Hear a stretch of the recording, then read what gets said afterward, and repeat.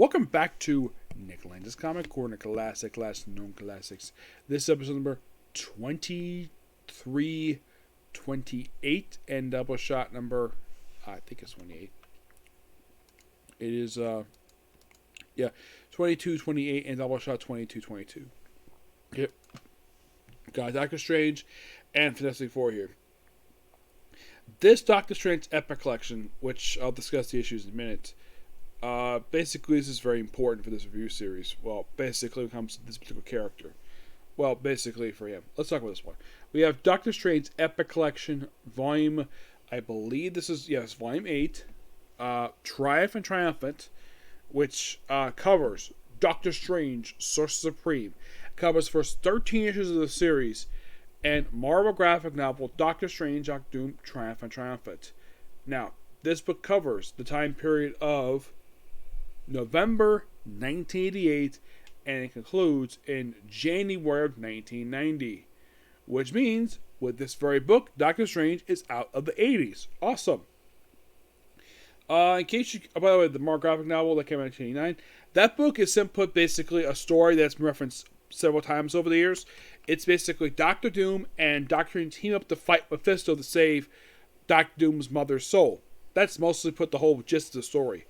Now, we have Peter Giles as the writer for the first 4 issues of the book, and the rest of the book is done by Roy and Dan Thomas.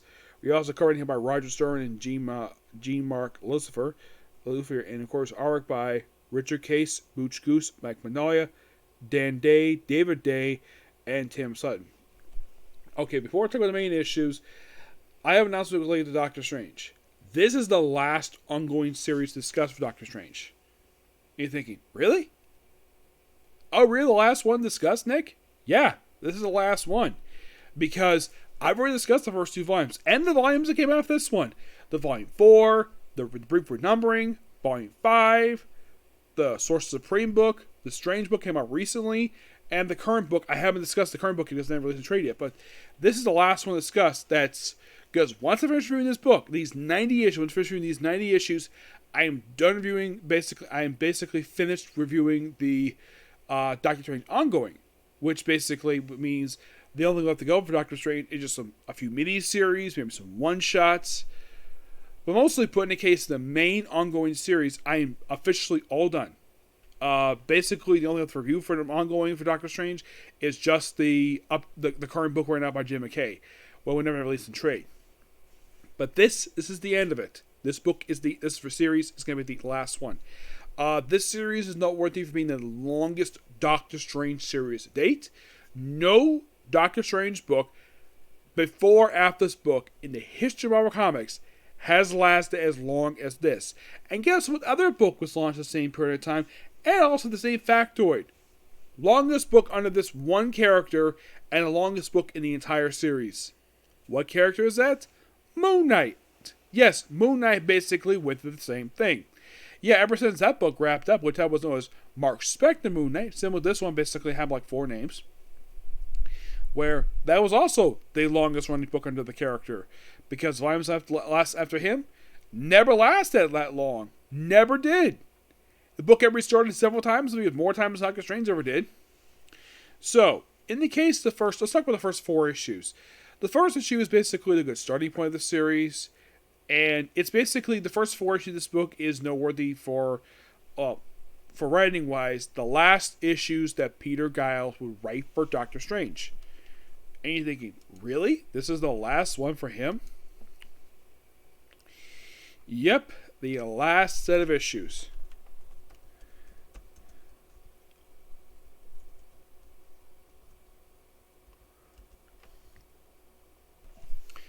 Yep, started with toward the end of Doctor Strange Volume 2, writing this character. Yep. Yeah, that's technically where it started with. He started with basically issue 74 and went to 7681 Doctor Strange Volume 2. Then, of course, did the Strange Tales book, and then did this book. He wrote this character for 4 years. And you might be curious, though, did he ever write this character again? No, not that I can think of. Well, maybe in some, I don't think any What If books, but. So, in the first issue, It just basically it's the establishment of the ongoing series for Doctor Strange Sorcerer Supreme, where he fights Dormammu again. Yep, fights Dormammu in the opening issue. Plus, gotta love this opening page here. Yeah, it basically feels like an actual magazine. So most of it's basically like supposedly Doctor Strange died, but mostly put just reestablishing Doctor Strange as an ongoing series, full force, and that's it for the opening issue. It's just a standalone issue. Of course, Doctor Strange is possessed by Dormammu during this issue, but he gets freed. Yep, he's free. So possessed by one issue, and then pretty much basically, like, it continues basically the next issue, but issues 2 through 4 also not only wrap up here, Kyle, also wraps up basically loose threads from the New Defenders book, where the New Defenders get brand new bodies in these issues. Yep, they get brand spanking new bodies. You're thinking, really? Oh, yeah, really.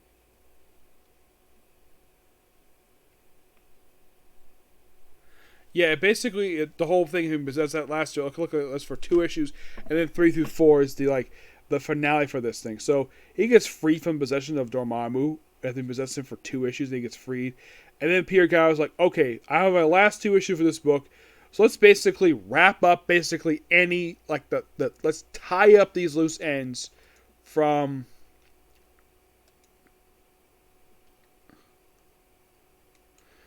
Defenders. Yep.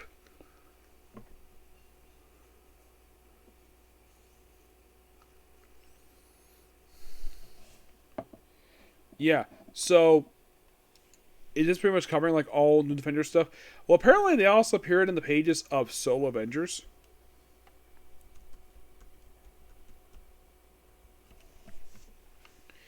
Yeah. Yeah, they appeared also in the Solo Avengers book. Mm-hmm.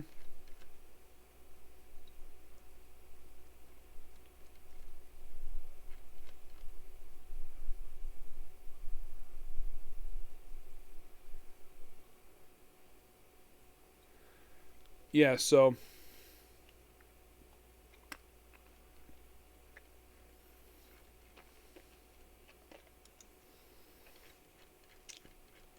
yeah, well the book had ended with issue 152.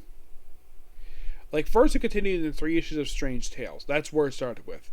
And then was continued in issue of Captain America of all things. Well, actually it was in flashback because it related to one character, but I would say yes, the Doctor Strange Sorcerer Supreme book issues 3 and 4 did technically in a way wrap up this plot thread as it relates to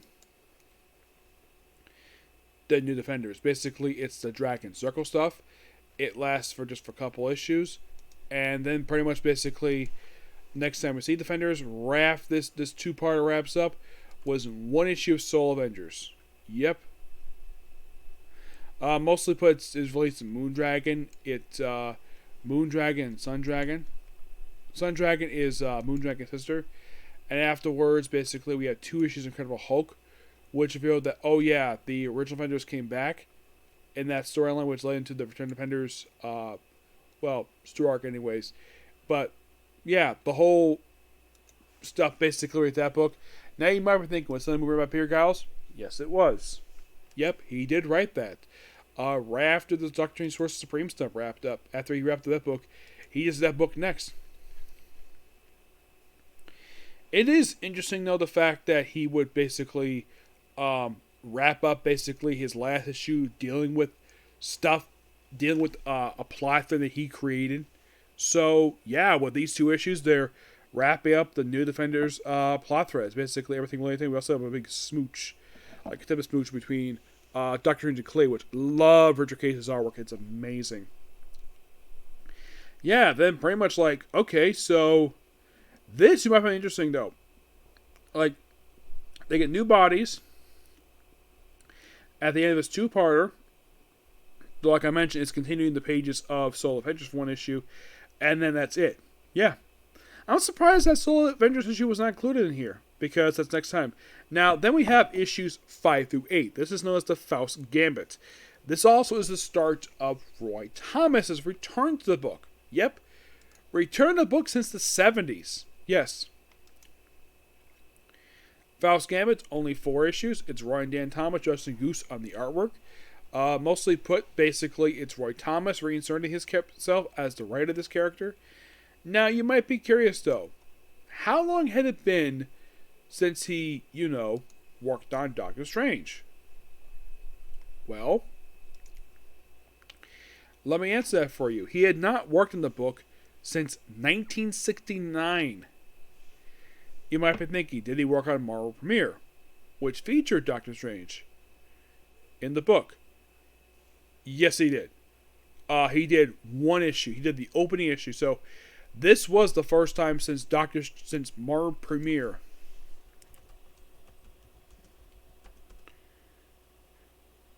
Issue 15. I think that was like...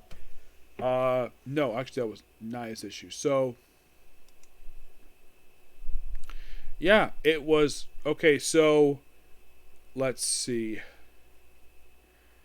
Huh.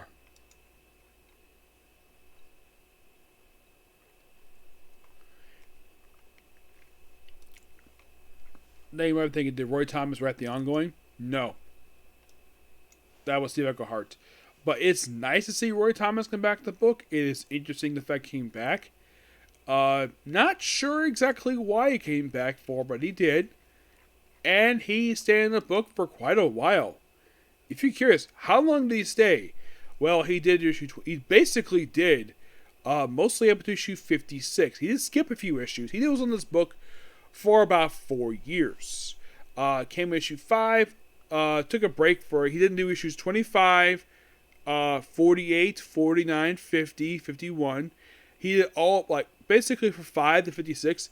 That's roughly about 52 issues. He did 50 straight issues for the book. Basically, almost half this book was done by Roy Thomas. Now, the Faust Gambit is mostly but basically Roy Thomas doing stuff for the book. Yes. Now, it's mostly put some magic stuff. We see return of his demon servant in these issues. Yes, after they were strangely absent. After he was absent for a period of time.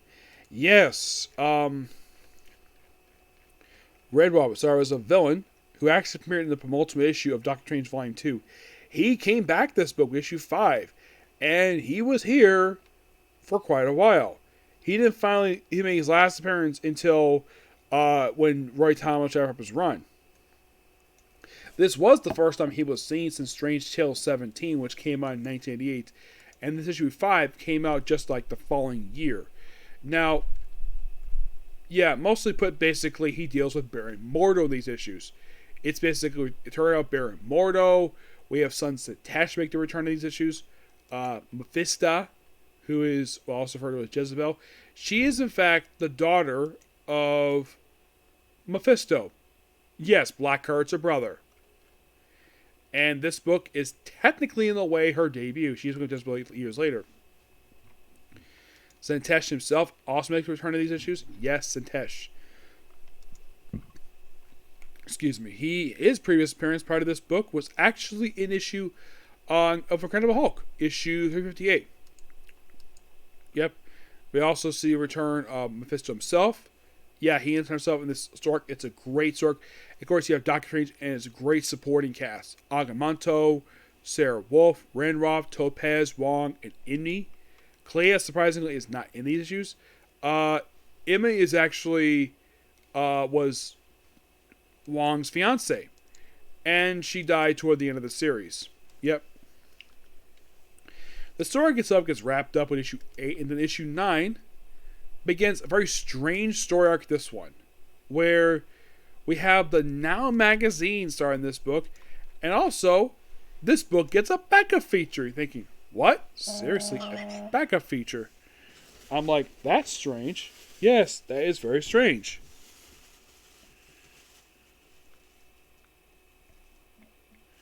Yeah, I've kind of discussed this backup feature already, thanks to the Avengers / Doctor Strange Darkhold stuff. Because this backup feature mostly is with Darkhold. That's mostly put exactly what this backup feature is. That magazine stuff basically was a magazine created by J. Jonah Jameson, and basically this book, it's exploiting him, and it lasts for the last few issues of this book.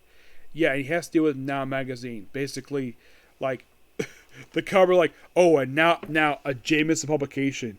Yes, seriously.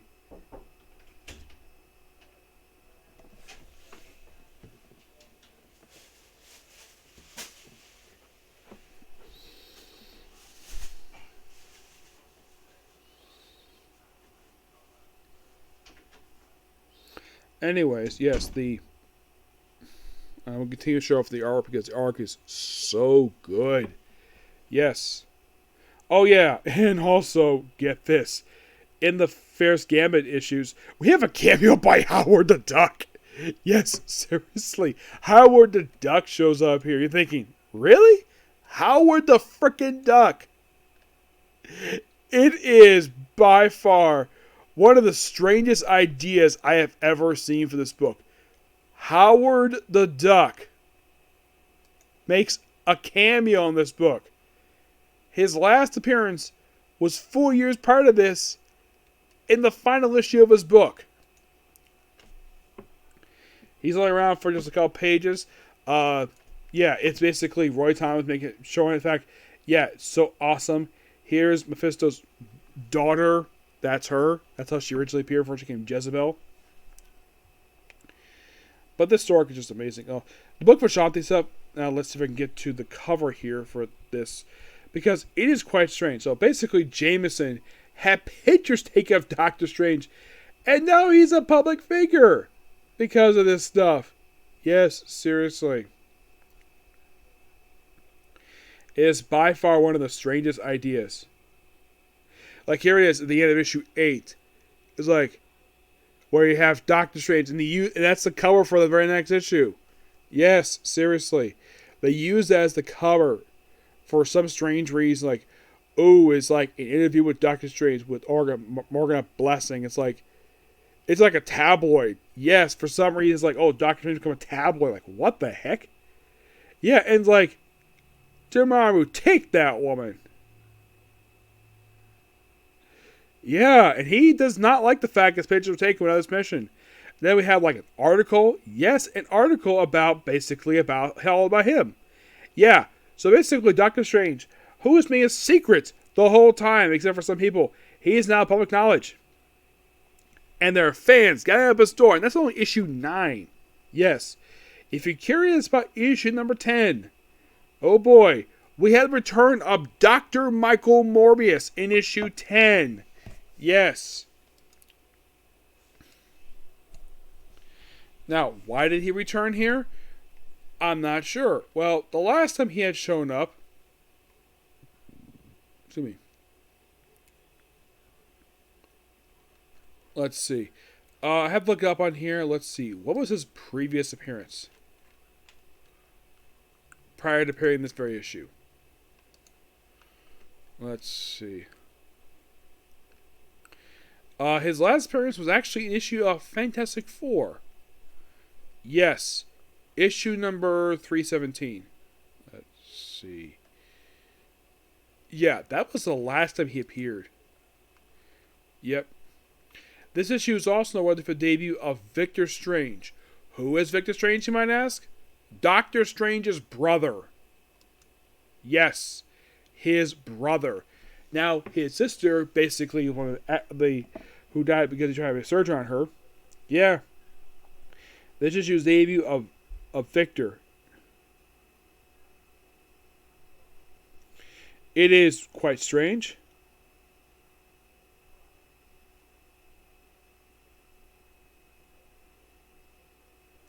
Yeah, and of course, Dr. confronts Morgan a blessing about the Now article. You're probably thinking, what's the purpose of Michael Morbius being here? Why is he appearing in this very book? Well, he's here for quite a while until he basically gets his own ongoing series. Yeah, my guess is because Roy Thomas created him, so he basically has him as a recurring character book. They were popular a couple times in Spider-Man for 2 issues. Yes, for 2 issues for the Sub-City arc. And then he got his own book. No, seriously, that's basically what happened with him. He appears as a recurring character in this book. 2 issues of Spider-Man, and they get his own book. Yeah. In issue 11, he, of course, the Axe of Vengeance stuff, he counters the freaking Hobgoblin. Like, okay, first it's Morbius issue 10. Now Hobgoblin, like, okay. So you have to deal with him. By the way, here's Sarah Wolf. If you look up anything on the Wikipedia page, this is the very image they pulled from this very issue. Yep. But it seems so strange. Doctor Strange versus Hobgoblin? Well, you could say there's an entire reason for that. And then we have issue 12, and this is quite strange, where we have Scourge the Executioner and Mora the Enchantress appearing in this issue. Mora, who does really see Enchantress a bit later, this is actually, I think it's the first time he's ever met Amora. Yep, first time I think he's ever met her. All this time is in very foreign. It's interesting that we have Amora, a character from Thor, appearing in this issue of Doctor Strange.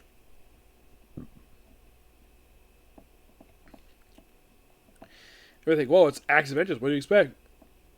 It's big of a romance issue. Like, you have Clea pop up again, like, oh, Steve, I can't leave you alone. Yeah, popping up in issue 12 of this book. Yeah, I think like the last time she appeared in this book was a while ago. Let's see. I think she hadn't appeared in the book since I think issue, 2. I think it was of this very book was the last time she had physically appeared. No, it was actually issue 5. Yeah, she was absent since issue 5, and now she's back here as a regular character for pretty much the rest of the series. Well, to issue 83 that she's dropped from the book. Yep. But yeah, great to see her again. And then gets a smooch with Doctor Strange, basically the man she loves. Oh, in issue 2, I think they revealed this. Yeah, the fact that Clea and Doctor Strange are married. Yep, they got married off panel. Yep. And then issue 13, it's basically Doctor Strange and Clea versus Archon from the pages of Avengers. Like Morbius, Hobgoblin, Scourge the Executioner, Amora the Enchantress. Now Archon? Morbius at least makes sense. But Hobgoblin? I think this Roy Thomas was having so much fun. Like, okay, let's basically have those swap villain thing, and let's have him take him on here. Of course, you have Baron Morton in prison this issue.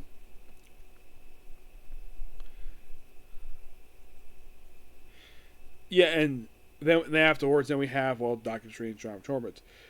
This book is absolutely amazing. I love this.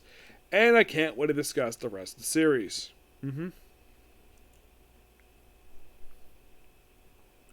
I give the Epic Collection a 10 out of 10. It's pure awesome at its finest. Yep. Next up we have is Marvel Masterworks The Fantastic Four Volume 18, which collects issues of Fantastic Four 292, 203, and annuals 12 and 13. The way they have the annual structure here is kind of weird.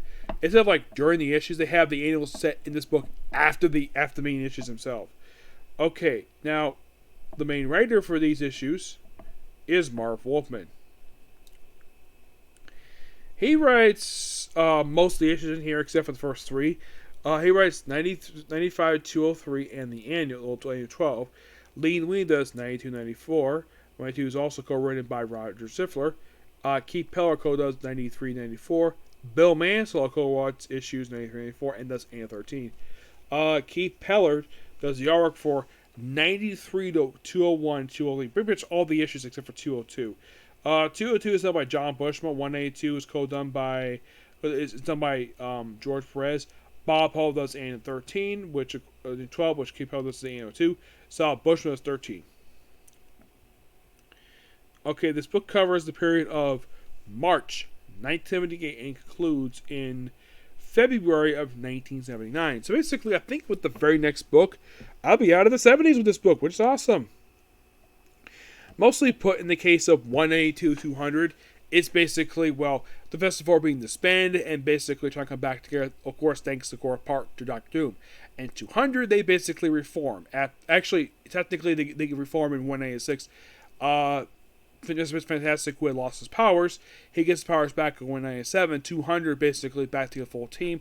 201 they move back to the Axis building. Yep. And you're thinking, okay, but what about 201 and 203?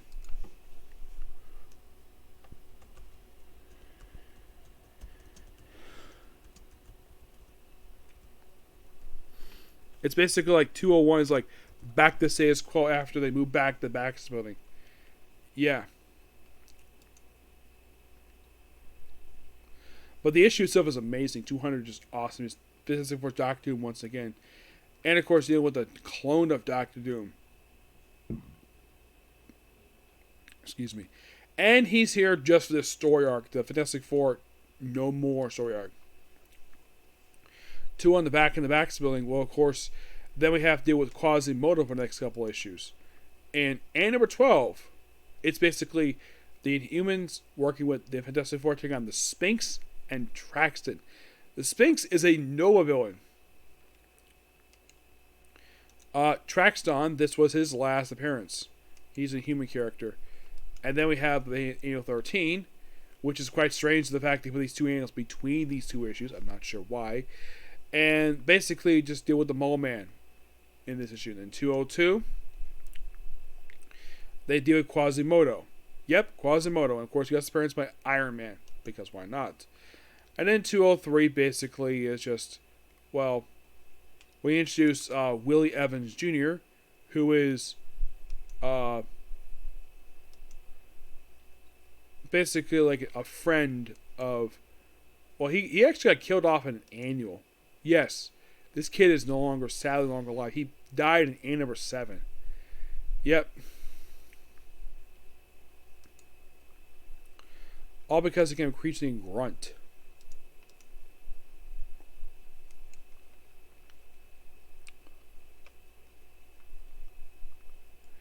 Yeah. But aside from the fact that, yes, they introduced 2 characters, we have this doppelganger group of Fantastic Four introduced in this issue, and it's only the only issue they're appearing. Mm-hmm. It's like, okay, let's have Fantastic Four fight copies of themselves for one issue. And like, really? That's how you ended with that? Yeah. It's weird, but it's Fantastic Four. What do you expect? But this book is awesome. I thought the issue was really good. I thought Fantastic Four being disbanded was a really good idea. And of course, also, they do in fact get back together by issue 196. Yeah, the whole story arc is just, like, you could say the whole story arc is basically from like 191, and it concludes with issue 100. It's a 10-part story arc, and Marv Wolfman himself does a great job with this book. I'm going to give this trade here also a 10 out of 10. Okay? So, that's going to be it for this particular review, and that's the video tonight. So, tomorrow, expect to see definitely the review for Case Closed, Ultraman, and maybe a Comic Corner too. Okay? Next video. Bye.